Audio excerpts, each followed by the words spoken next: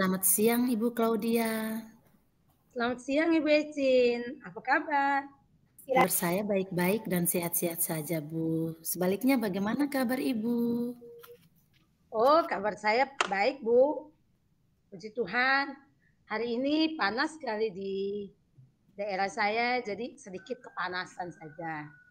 Oh iya Bu, kalau di daerah saya ini mendung, ini sedikit lagi mau turun hujan Bu. Begini Bu, saya meminta waktunya Ibu. Apakah Ibu punya waktu sekitar 10 menit untuk bisa berdiskusi dengan saya? Oh, tentu saja boleh Bu. Kira-kira apa tujuan Ibu untuk berdiskusi dengan saya ya Bu? Begini Bu, saya ingin berdiskusi dengan Ibu Claudia untuk mendapatkan solusi bagi siswa saya yang selama ini ya sudah beberapa minggu ini ada 2 siswa ya sering tidak datang ke sekolah ya bersama teman-teman yang lain. Saya sebagai wali kelas ini menjadi cemas Bu, karena kedua siswa ini sering tidak mengikuti pelajaran bersama teman-teman yang lain. Saya mau berdiskusi bagaimana solusi agar kedua siswa ini bisa rajin lagi datang ke sekolah untuk mengikuti pelajaran bersama teman-teman lain. Begitu saja Bu. Oh, oh begitu ya Bu. Tujuan Ya. Ibu datang berdiskusi dengan saya untuk menyelesaikan persoalan siswa Ibu yang sering absen ya Bu. Kira-kira begitu ya Bu? Iya Bu, karena memang selama ini saya sudah membangun komunikasi dengan kedua siswa tersebut, namun belum ada perubahan Bu. Oh baik Bu. Kira-kira presentasi kehadiran di kelas Ibu itu di angka berapa persen ya Bu? Sebenarnya presentasi kehadiran itu seharusnya 90% Bu. Namun kedua anak ini, kedua siswa saya ini dalam setiap minggu itu ada 1 atau 2 hari atau bahkan 3 hari sering tidak datang ke sekolah sehingga presentasi kehadiran itu menurun sampai dengan 70%. Mereka itu setiap hari Senin, kemudian hari Rabu, karena kami di sini hari Rabu itu hari pasar Bu, hari pasar di bawah. Jadi anak-anak ini sering pergi ke pasar itu tanpa izin. Kemudian selain itu hari Sabtu, karena mereka anggap itu hari Sabtu itu hanya pengembangan diri tanpa KBM. Jadi mereka sering mengalpakan diri Bu. Oh iya ya begitu ya Bu. Ya. Kira-kira Ibu apa saja kekuatan yang sudah Ibu miliki untuk mencapai tujuan Ibu? Ya, jadi Ibu, saya pikir saya harus membangun kolaborasi atau komunikasi. Selain dengan siswa tersebut, saya harus berkomunikasi juga dengan orang tua dari siswa tersebut. Ya, saya harus mengunjungi siswa tersebut. Itu rencana saya, Bu. Saya harus mengunjungi siswa tersebut. Mungkin saya bisa bertanya kepada orang tuanya, bagaimana masalah mereka di rumah. Ya, kalau masalah di sekolah mungkin yang terjadi itu karena mereka memang bawaannya itu malas untuk mengikuti pelajaran-pelajaran tertentu seperti pelajaran matematika atau yang IPA yang karena memang ada cakaran begitu mereka malas mau datang sekolah. Ya. Ya ya Bu. Kira-kira Ibu ada berapa peluang yang bisa Ibu ambil untuk mencapai tujuan tersebut? Saya pingin skalanya itu bisa mencapai walaupun belum 100% 10 ya Bu, angka 9 Ya, itu Bu. yang saya inginkan. Oh Ya, iya Bu, begitu ya Bu. ya. Jadi kira-kira apa yang akan Ibu lakukan untuk meningkatkan presentasi kehadirannya? Iya Bu, saya pikir langkah pertama yang saya lakukan itu saya mengadakan pendekatan personal, secara personal ya, memanggil kedua siswa tersebut. Selain memanggil kedua siswa tersebut, saya akan melakukan pendekatan ini dengan cara membicarakan, saling bertukar informasi dengan orang tua dari kedua siswa ini, orang tua maupun wali siswa ini, sehingga orang tua mereka juga mengetahui permasalahan yang sedang dihadapi oleh kedua siswa atau kedua anaknya ini di sekolah. Kemudian langkah yang berikut, saya akan melibatkan guru BK ya, bimbingan konseling untuk melakukan konseling dengan kedua siswa tersebut supaya ada solusinya. Ya, baik Bu, bagus ya Bu. Ibu melibatkan orang tua dan juga rekan sejawat. Di sini Ibu mengambil dari guru BK ya, guru BK ya Bu. Bagus ya Bu. Kira-kira Ibu sudah bisa sampai ke tahap ini. Ibu, saya mulai bertanya lagi, kira-kira strategi yang Ibu gunakan ini, apakah Ibu yakin bisa mencapai tujuan yang Ibu harapkan? Saya sangat yakin, Bu, kalau strategi yang saya buat ini sesuai dengan harapan, pasti tujuan saya bisa tercapai. Saya ingin kedua siswa ini bisa rajin lagi datang ke sekolah, bisa hadir untuk mengikuti pelajaran bersama teman-teman, rajin untuk mengerjakan semua tugas yang diberikan oleh Bapak dan Ibu guru dengan baik. Oh iya, Bu. Baik Bu, kira-kira jangka waktu yang Ibu gunakan untuk mencapai tujuan ini kira-kira yang Ibu sudah tentukan berapa hari atau berapa minggu misalnya? Jangka waktu yang saya sudah tentukan itu 1 minggu, Bu. Ya. 1 minggu ya, Mulai Bu. dari pendekatan itu saya harap setelah itu 1 minggu kemudian kedua anak ini bisa rajin datang ke sekolah ya bersama teman-teman yang lain. Iya, Bu. Bagus ya, Bu. Ibu memprediksikan kira waktu 1 minggu untuk merubah 2 siswa tadi yang sering absen ya, Bu. Luar biasa ya, Bu. Kira-kira apa saja yang harus Ibu perhatikan sebelum melaksanakan rencana yang Ibu buat ini? Iya, jadi saya berpikir semoga masalah ini cepat terselesaikan itu, maka dalam minggu ini saya akan berkomunikasi dengan orang tuanya. Jadi saya akan mengunjungi rumahnya, rumah dari kedua anak ini. Karena saya sebagai wali kelas, saya punya kewajiban untuk mengunjungi siswa tersebut. Jadi saya akan membangun komunikasi dengan orang tua dari kedua siswa ini. Selain itu, nanti kalau setelah pulang dari rumah kedua anak ini, saya akan membangun komunikasi dengan guru BK. Saya akan minta kepada guru BK untuk melakukan konseling terhadap kedua anak ini. Yang kita harapkan itu semoga kedua anak ini bisa rajin lagi. Ya, ya Bu, bagus ya Bu. Saya sepakat sekali dengan idenya Bu Ecin. Semoga dengan membangun komunikasi dengan orang tua, dengan guru BK, dapat mengatasi permasalahan yang terjadi. Kira-kira kapan rencana ini dilakukan, Bu? Besok, Bu. Ya, Besok ya, besok. Bu? Ya, besok saya akan Luar biasa ya, mengunjungi Bu. rumah kedua anak ini. Ya, Karena baik, hari Bu. ini mereka tidak hadir juga, Bu.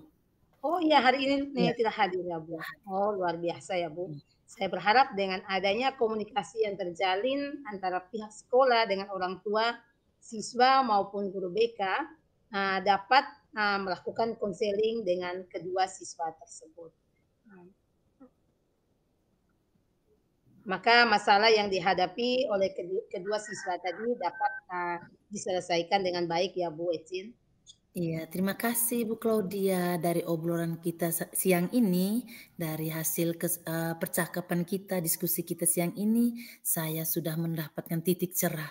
Saya mendapatkan solusi untuk mengatasi kedua anak wali saya ini ya, yang sering tidak hadir ya, yaitu dengan melakukan pendekatan secara personal, baik dengan kedua anak tersebut maupun dengan orang tua dari kedua siswa ini. Selain itu, saya juga melibatkan guru BK supaya bisa melakukan konseling terhadap kedua siswa ini. Baik Bu Icin, sama-sama. Saya rasa diskusi kita sampai di sini dulu ya Bu. Jangan lupa kabari saya apabila tujuan Ibu sudah tercapai. Sampai jumpa Bu di kesempatan berikutnya. Baik Bu Claudia, terima kasih atas kesempatannya. Jadi dari hasil pertemuan kita, saya mendapatkan manfaatnya. Terima kasih Ibu Claudia sudah membantu saya untuk menemukan solusinya. Terima Sampai kasih. jumpa. Sampai jumpa. Baik. Selamat pagi Bu Ecin. Selamat pagi juga Bu Claudia. Apa kabar Bu? Kabar saya baik, Bu Ecin. Bagaimana kabarnya Bu Ecin? Puji Tuhan kabar saya juga baik-baik, Bu. Sehat-sehat selalu. Baik, Bu Ecin. Apakah saya bisa berdiskusi dengan Ibu pagi ini? Oh iya, Bu Claudia. Iya. Jadi kira-kira apa tujuan Ibu ya? Apa maksud Ibu hari ini datang bertemu saya? Baik, Bu. Terima kasih, Bu, atas waktunya. Saya meminta bantuan Ibu. Saya yakin Ibu Ecin sebagai rekan kerja saya, apalagi Ibu juga sebagai calon guru penggerak, pasti lebih mengetahui bagaimana mengatasi masalah yang saya hadapi dan solusi yang terbaik. Baik Bu Claudia, ya kebetulan sekali hari ini saya tidak ada jadwal mengajar di kelas ya. Jadi semoga saya bisa membantu Ibu dalam menemukan solusi yang terbaik ya. Sekarang coba Ibu ceritakan ya, Ibu Claudia coba ceritakan ke saya kira-kira masalah apa yang Ibu hadapi selama ini. Begini, Bu, saya merasa kecewa dengan diri saya sendiri, Bu. Apa yang membuat Ibu kecewa? Nah, begini Bu, saya menceritakan, kemarin saya melakukan asesmen formatif di kelas 8B. Setelah saya mengoreksi hasil pekerjaan siswa, saya menemukan banyak siswa yang tidak mencapai ketuntasan minimum. Makanya saya agak kecewa, kira-kira apa yang salah dari mengajar saya. Oh begitu Bu. Makanya saya datang ketemu Ibu. Oh iya, ternyata itu yang membuat Ibu Claudia kecewa ya. Kalau boleh Iya. tahu, kira-kira, bagaimana proses pembelajaran yang sudah Ibu Claudia lakukan selama ini di kelas? Begini Bu, untuk pembelajaran yang saya lakukan, saya menerapkan pembelajaran kooperatif. Siswa mendiskusikan LKPD secara berkelompok, lalu melakukan presentasi, hasil diskusi dan tanya jawab dengan kelompok yang lain. Namun saat memberikan tes formatif, masih banyak siswa yang memperoleh nilai di bawah rata-rata. Oh begitu Bu. Jadi berkaitan dengan masalah tersebut, kira-kira apa yang Ibu Claudia lakukan untuk mengatasi masalah tersebut? Baik Bu, setelah saya melakukan asesmen dan memilahkan siswa yang belum mencapai KKM dan mempelajari ulang materi dan menanyakan bagian mana saja yang belum dipahami siswa, dan di sana saya menjelaskan kembali untuk materi-materi yang belum dipahami siswa. Oh iya, bagus Bu. Berarti siswa itu sudah mulai mencoba untuk memperbaiki kekurangan atau kelemahan mereka dengan mempelajari ulang materi ya Bu. Namun terkendala dalam menghubungkan konsep materi.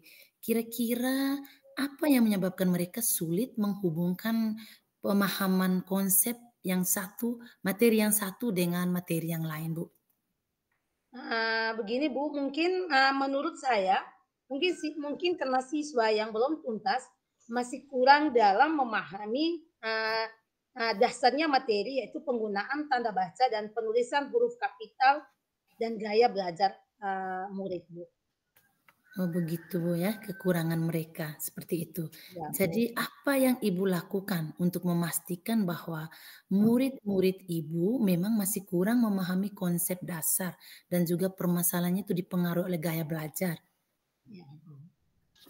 Begini Bu, saya melihat dari hasil analisis formatif, banyak siswa yang masih salah menggunakan dalam penulisan tanda baca dan penggunaan huruf kapital. Saya masih banyak sekali siswa yang saya temukan kesalahannya pada bagian ini. Oh begitu Bu. Lalu bagaimana dengan faktor gaya belajar seperti yang Ibu Claudia ketahui? Yang biasa Begini Bu, kalau saya lihat gaya belajar dari beberapa siswa yang nilainya di bawah standar, mereka lebih senangnya menggambar, menggambar di buku-buku. Misalnya ketika saya bertanya tentang toko, yang mereka gambar itu adalah manusianya. Nah, untuk penulisannya mereka tidak terlalu, lebihnya digambar. Oh iya, berarti mereka lebih suka menggambar. Itu Iya, kalau anak-anak seperti itu tuh kalau sesuai dengan gaya belajar berarti tergolong kinestetik ya. iya Kita Bu. pikir mereka tidak mendengar kita, padahal mereka mendengar kita dengan mencoret-coret atau membuat tulisan atau gambar. Jadi anak-anak tersebut bukan dikategorikan sebagai siswa yang tidak berhasil, Bu ya. Tapi Iya mereka Bu. belajar sesuai dengan gayanya itu, minatnya mereka. Baik Iya. Ibu Claudia, saya tertarik sekali dengan penjelasan Ibu mengenai konsep dasar dalam materi bahasa Indonesia dan kecenderungan murid Ibu yang selalu menggambar, yang suka menggambar ya. Lalu kira-kira solusi apa yang Ibu pikirkan untuk membantu mengatasi masalah yang dihadapi oleh siswa Ibu? Iya, Bu, karena siswa saya masih kurang memahami tanda baca, penulisan huruf kapital, maka saya akan menerapkan pembelajaran dengan, scaffolding dan juga dengan menerapkan tutor sebaya. Oh iya, bagus Bu ya. Saya sepakat ya. Karena dengan scaffolding dan tutor sebaya, maka akan membantu siswa Ibu itu meningkatkan pemahamannya, terutama menguasai konsep dasar materi, kemudian menghubungkan konsep materi yang satu dengan konsep materi yang lain. Iya, Bu, maksud saya juga begitu, Bu. Nah, iya. Apakah Ibu punya gambaran solusi lain yang mungkin bisa memaksimalkan kemampuan murid Ibu, terutama dalam memahami materi? Iya, Bu, saya juga akan mencoba menerapkan pembelajaran dengan menggunakan mind mapping, supaya siswa dapat lebih mudah memahami keterkaitan antara materi konsep yang satu dengan yang lainnya. Oh iya ya, ternyata Ibu Claudia juga menggunakan mind mapping ya, peta Iya, konsep gitu ya. Nah, supaya mereka lebih mudah. Ya, karena memang kalau kita menggunakan peta konsep atau mind mapping, anak-anak itu lebih mudah untuk mempelajarinya, ya. Kemudian maksud saya juga seperti itu. Saya juga di sini Bu, sering menerapkan mind mapping. Ya, saya kadang bisa menyuruh mereka untuk membuat peta konsep sendiri atau mind mapping sendiri. Jadi Ibu juga perlu menyesuaikan pembelajaran sesuai dengan gaya belajar murid, ya. Kita tidak boleh memaksakan mereka. Dengan demikian akan membantu mereka dalam memahami konsep materi supaya lebih mudah ya, lebih mudah memahaminya. iya, Bu, saya akan mencoba menerapkan berbagai alternatif untuk menemukan solusi dalam pembelajaran saya, Bu. Oh iya, baik Bu. Kira-kira kapan Ibu Claudia akan menindaklanjuti masalah ini? Saya akan menerapkan setelah pembelajaran berikutnya, Bu. Bagus Bu ya. Kira-kira apa yang akan Ibu persiapkan untuk menjalankan komitmen komitmen ini dalam waktu dekat? Nah, saya akan menyiapkan perangkat pembelajaran yang dapat mengakomodir kebutuhan belajar murid, terutama penyusunan bahan materi yang menantang dan berjenjang serta media mind mapping. Oh iya, baik Bu. Kira-kira adakah pihak-pihak lain yang Ibu Claudia libatkan dalam menjalankan komitmen tersebut? Nah, untuk menjalankan komitmen saya ini, ada pihak-pihak lain yang saya bangun komunikasi dan berkolaborasi. Yang pertama itu adalah siswa yang memiliki kemampuan lebih untuk menjadi tutor sebaya. Dan yang kedua, rekan sejawat saya dalam tim teaching saya. Oke Ibu, terima kasih. Saya salut dengan komitmen yang Ibu Claudia bangun ya. Saya doakan semoga komitmen ini dapat berjalan dengan baik. Ya, Ibu Claudia tetap semangat ya Ya, menghadapi Bu. Baik, siswa itu Ibu. dari Terima segi apapun. kasih. Ya. Terima kasih Ibu Ecin sudah mendengarkan masalah saya dan sudah bisa menemukan solusi yang Ibu tawarkan kepada saya. Terima kasih Bu Ecin dan selamat siang. Sama-sama Bu Claudia. Selamat siang, sampai jumpa. Sampai jumpa Bu.